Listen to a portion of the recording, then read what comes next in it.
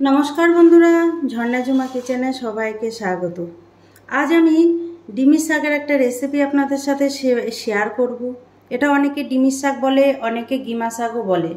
তো দেখেন এইখানে শাকগুলো আমি নিয়ে নিয়েছি, আর এইগুলো আমি কেটে এখন পরিষ্কার করে নেব। এইভাবে দেখেন, এই যে নরম নরম ডালগুলো আমি ভেঙে নিয়ে নেব এইভাবে।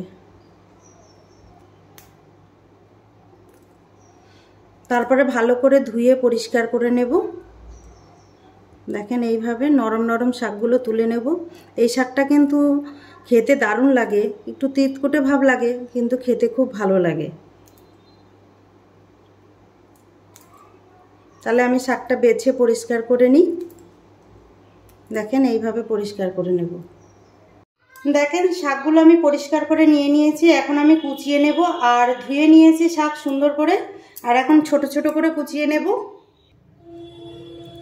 দেখেন শাকগুলো কুচিয়ে নিয়ে নিয়েছি। দিয়ে দিলাম চালের গুঁড়ো, 2 চামচ মতো চালের গুঁড়ো দিয়েছি। টেস্ট হিসাবে নুন দিয়ে দিলাম, হলুদ গুঁড়ো, সামান্য একটু দেখেন চিনি দিয়ে দিলাম। একটা লঙ্কাকে আমি ছোট ছোট করে কেটে দিয়ে দিলাম। ঝালটা আপনারা যেরকম খান সেরকম দেবেন। এই লঙ্কা যেহেতু ঝাল, সেজন্য আমি একটাই লঙ্কা দিয়েছি। এখন ভালো করে মেখে নেব হাত দিয়ে। আর আমি এখানে কোনো বেসন ব্যবহার করলাম না, শুধু চালের গুঁড়ো দিয়েই পকোড়াটা তৈরি করব। এর মধ্যে কিন্তু কোনো জল দেওয়ার দরকার নেই, মাখতে মাখতে কিন্তু নরম হয়ে যাবে। দেখেন কতটা নরম হয়ে গেছে।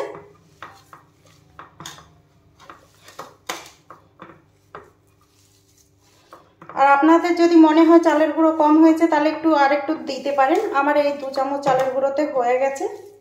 দেখেন কি সুন্দর নরম হয়ে গেছে। মেখে নিলাম। এখন বড়াগুলো ভেজে নেব। গ্যাসে আমি কড়াই চাপিয়ে দিয়েছি, আর কড়াই গরম হয়ে গেছে। দিয়ে দিলাম তেল।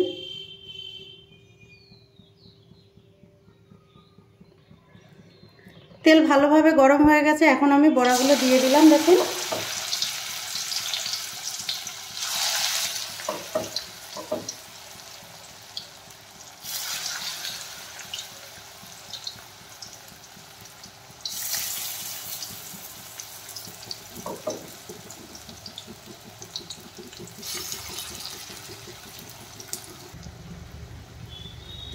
এখন পাল্টে দেব। এক সাইড দেখেন ভাজা হয়ে গেছে।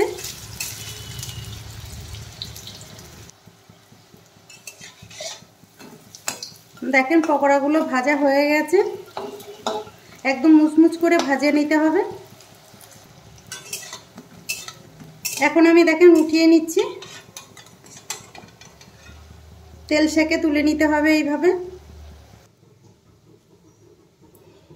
এখন আমি দেখেন পকোড়াগুলো প্লেটে নিয়ে নিলাম। আর কতটা মুচমুচে হয়েছে আওয়াজ শুনে অবশ্যই বুঝতে পারছেন আপনারা।